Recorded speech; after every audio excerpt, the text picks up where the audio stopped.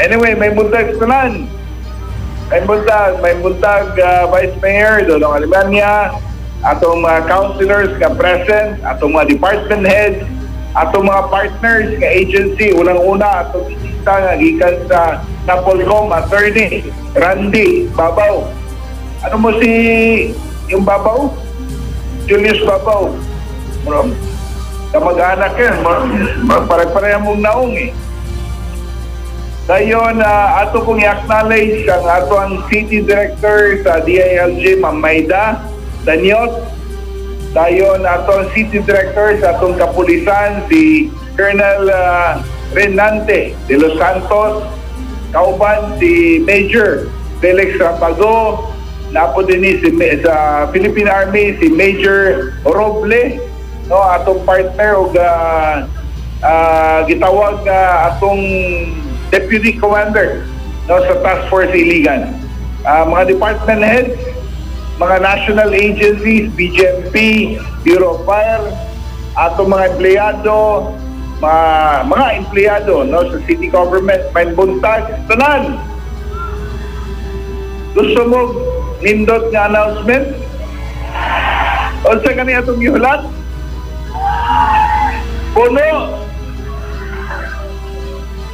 Puno daw. Unyara. December na lang, December. Anyway, ako nakita karong buntaga, medyo taas-taas ato ang anong program nato. Kaya makita nato nga grabe ang mga achievements ikan sa laing-laing department.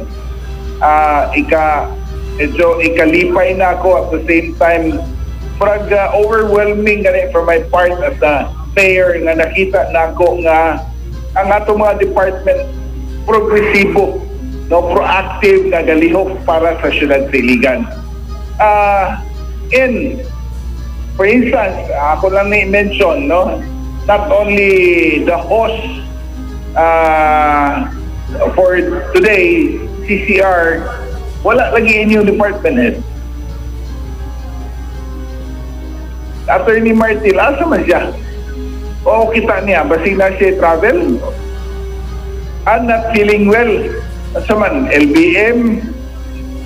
Lisod ka kay LBM, ma'am. Sa tanang not feeling well, mauna yung pinakalisod. LBM, kanang lingkod kag 2 ka oras din eh. Then, kalit-kalit lang, every 10 minutes, tawgon ka CR, pwede paita. Anyway, salamat Attorney Martil, masina wala ka din eh, naningkamot ka para sa itong opisina sa CCR, together with ato ang PSA na opisina sa Iligan, headed by Sir Osler Mijares, naningkamot yun, ma-deliver na to what is necessary for the people of Iligan. Morning ingon ni Michelle kaganiyang ang atong target, ang tibok Iligan, ang tanang katawan sa Iligan mapa-register nato. Dagkan pa din kayo'y walay mga birth certificate. Amazing, mga tiguang na kayo, wala pa birth certificate. Hindi na nato nakita nga natin dagkan depekto sa atuang community, sa society nga. Dagkan pagyapo yung mga wala naka-angkon og serbisyo gikan sa gobyerno.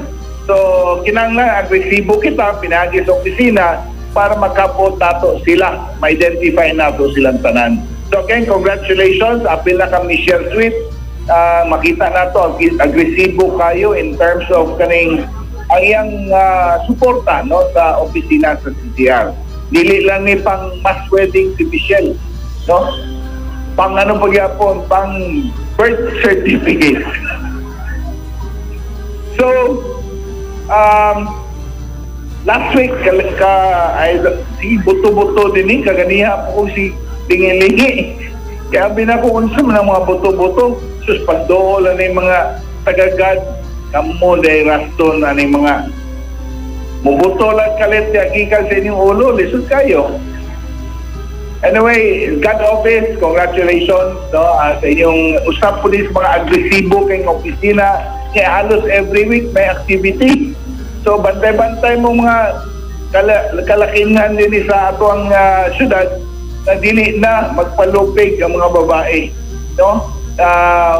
Kani mga gingong pausi, ingong bitaw may dudong ganiya di sa tubangan, o suming mga lalaki, no?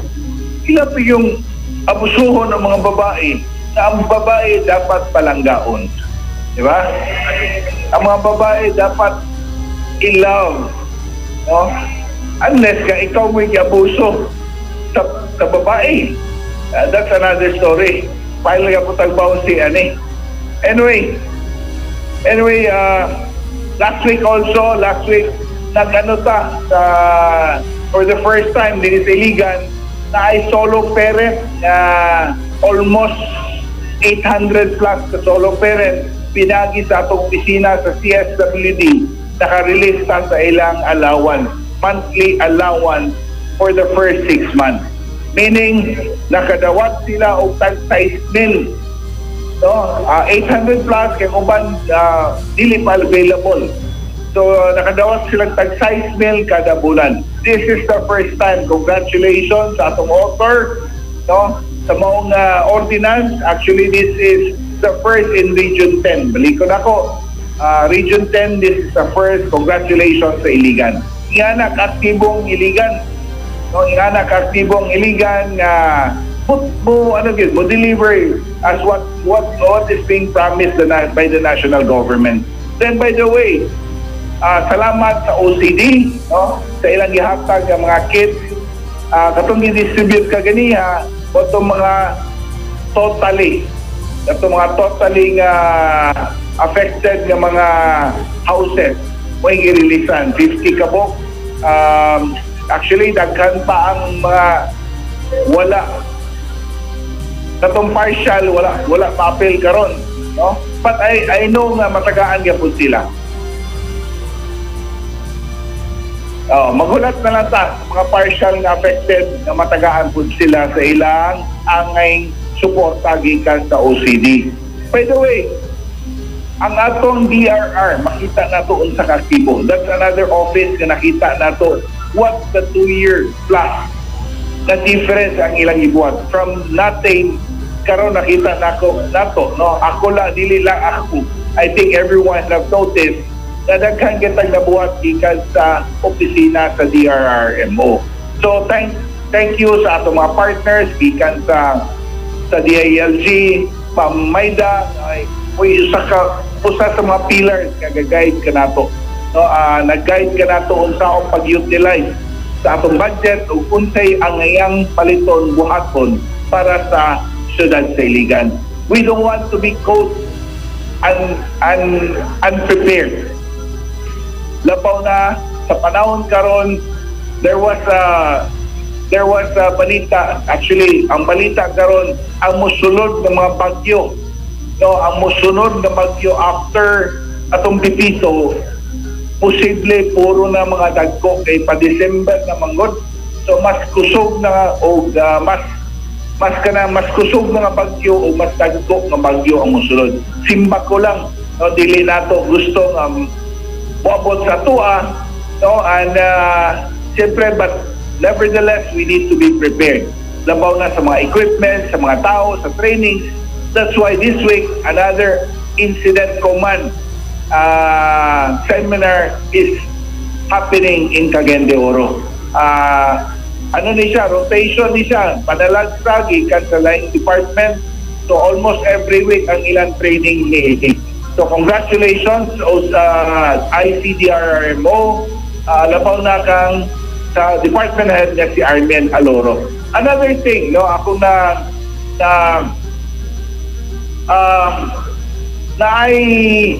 mensahe si Presidente Bongbong Marcos na ipakanaog na kinahanglan na austerity measure tungkol sa mga naitabo ng mga bagyo din sa Pilipinas.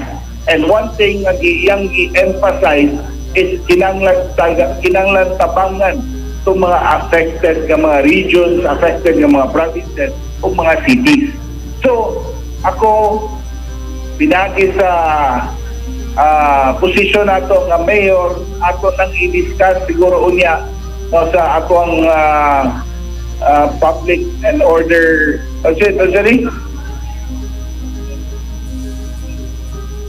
Pati, sa Peace and Order Council, at i-discuss niya kung pwede ba na ito gahinan, no? Gamayng amount, and then together with the Finance Committee, Local Finance Committee, na atong gahinan sa gamay ang probinsya sa Kamsur, mga syudad ditong affected na labaw na katong kusugin ang bagyo nga niagi at niagi. So, dapat tayong mga balita. Last week, by the way, 25th anniversary sa Tita Fanny. Kinsa may imbitar ka ninyo? Di ba naman mo dito? Wala na tayo nag-abot. Anyway, para sa kuha, kaning mga ingani nga negosyo nga nagdugay, no? Nidugay na siligan. For me, it's a I find this success dili lang para sa ilang kaugalingon but for the city of Iligan. So naay mga negosyo nga nidugay nga so, dili lang ang pamilya nga kinahanglan nato malipay sa para kanila, but for me as a mayor of Iligan, I'm also very happy na natay mga negosyo nga ng institusyon din sa Iligan. So, congratulations to Tita Fanny o salamat kasi yung invitation. Ang problema lang aning invitation, ako mabantayan. Kani atong lawas na di kita maniwang ta o sa'yo mo tambok naman. So, manay ingat nga manay lisod ka i-control kay pag mayor ka, ikaw yung pauna sa table eh. Di ba? Kung may election dyan, ikaw mayor, ikaw una. Mga ganyan usay nga magpaulahin yung po Prasdodong, aliman niya ang mag-una-una.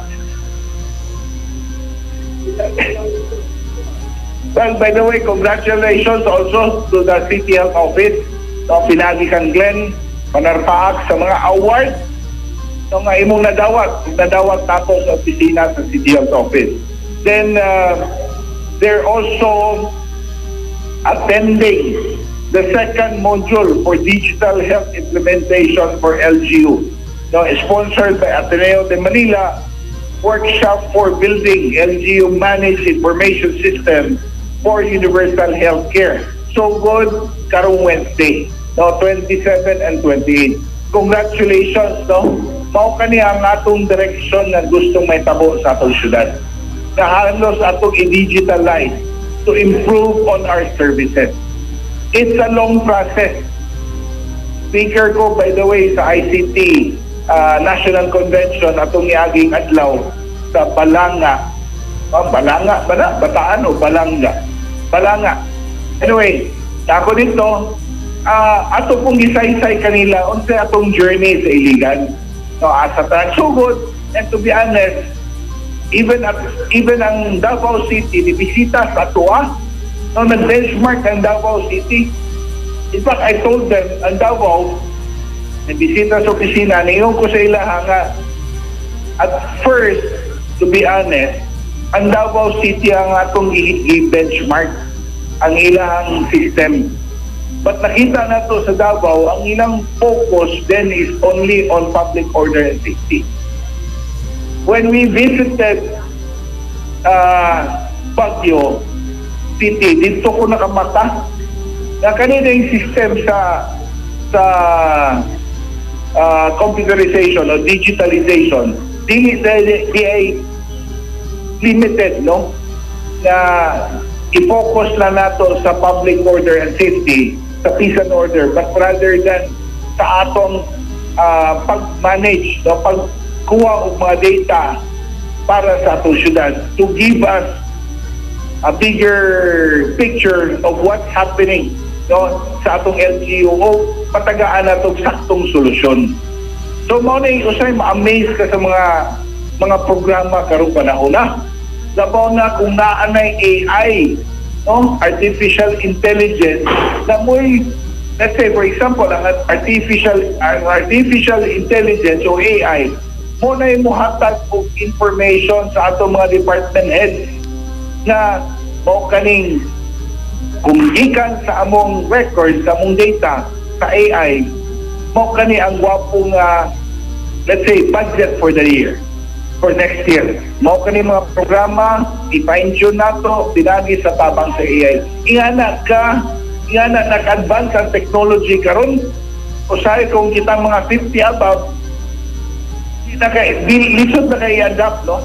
But for the young kids, dabaw na ni mga college students, mga young adults, professionals, for them it's so easy. Kayo na kay nila, tungkol kay mo na ilang kinaon, adlaw-adlaw, mo nang hindi mo sila digital age ka, ang cellphone para nila is not only for call, but rather than for information. So ingana nag-advance, then how? Di ba maka-imagine ta karon pati ang atong universal healthcare, di ba? Ano na? Digital na. So ingana ka, dili na ta mag-rely sa mano-mano as what we are so used to. Correct? No? So ingana kada kung tabang, no?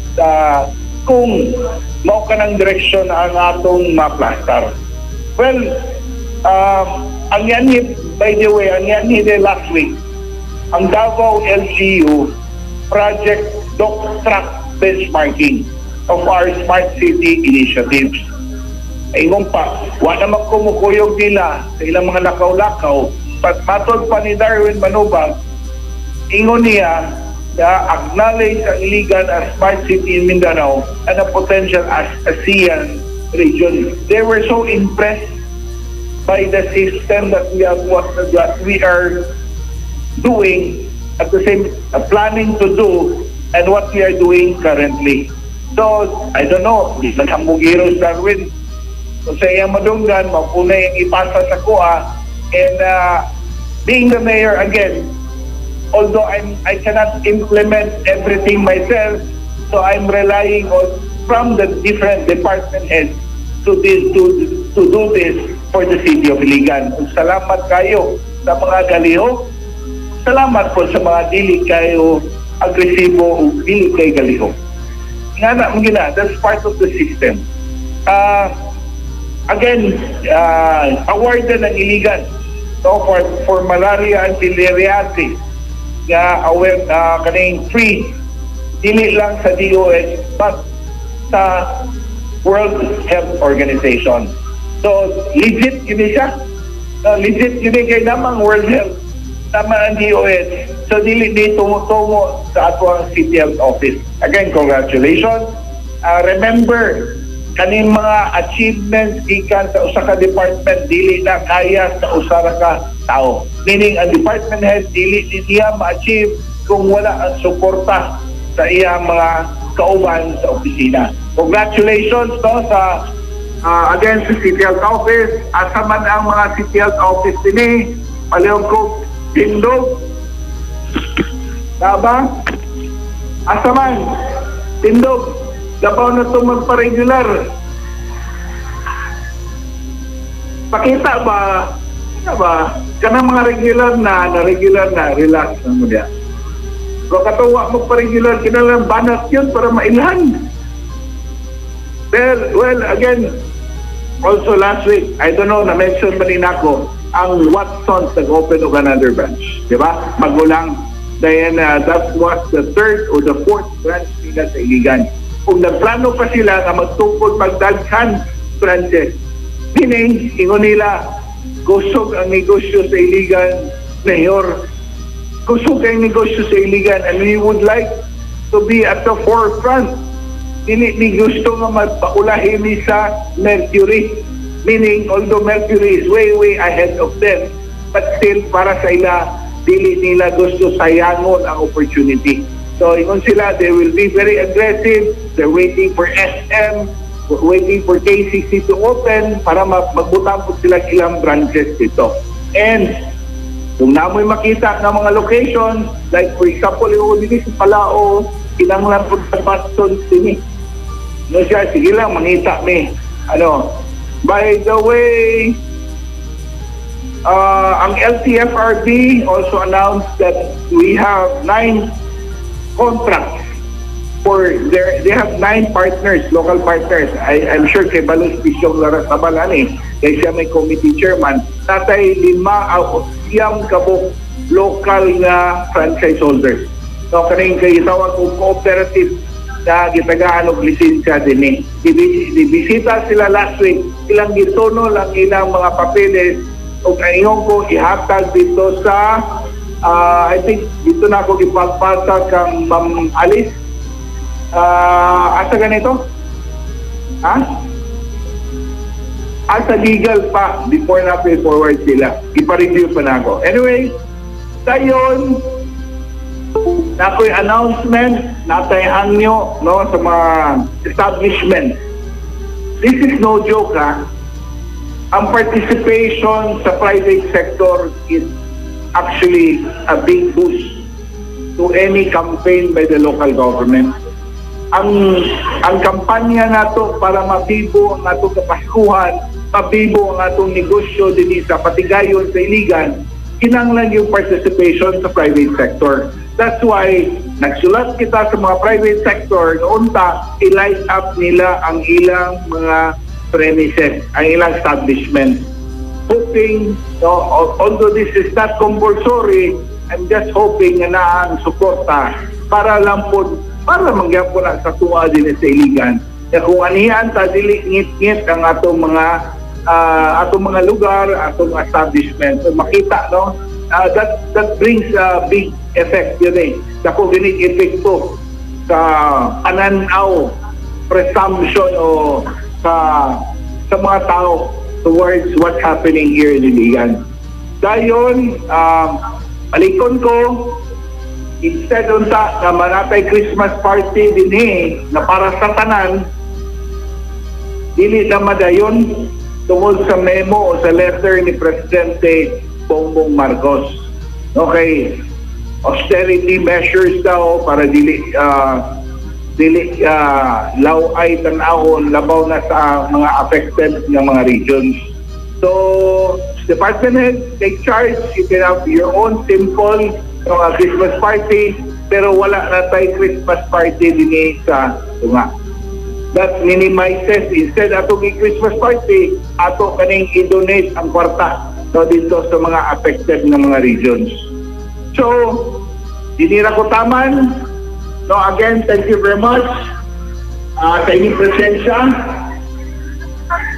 Indog na sila. Ay, sa mong indog, ganapre kong istorya.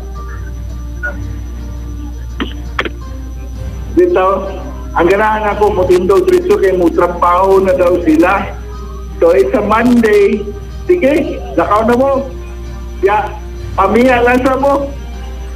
So again, thank you very much sa atong mga visitators. Salamat sa atong mga partners. Salamat kayo sa presensya. Thank you very much. It's present today's flag ceremony. Lamaw na mga konsyal. I-update na kayo. Nausap na gini mga konsyal. Nausap na. Pero lately, si Bong Abragan nag-iwala. Pero nausap na, bisyo nga niligatin sa una, na nakaroon, si Queenie nga, once in a blue moon, karoon, kada lunes, sa sikreto, ano nila. Doon na daw eleksyon ng Pato doon Alemania. Eleksyon ang reason anyway. Kaya hindi man kudagan si Queenie as local, di ba? As a party list, congressman man. So, ang iyang presensya niya has a deeper, kung mga secret. So, di na ko kaso, salamat, ng buntag, asenso.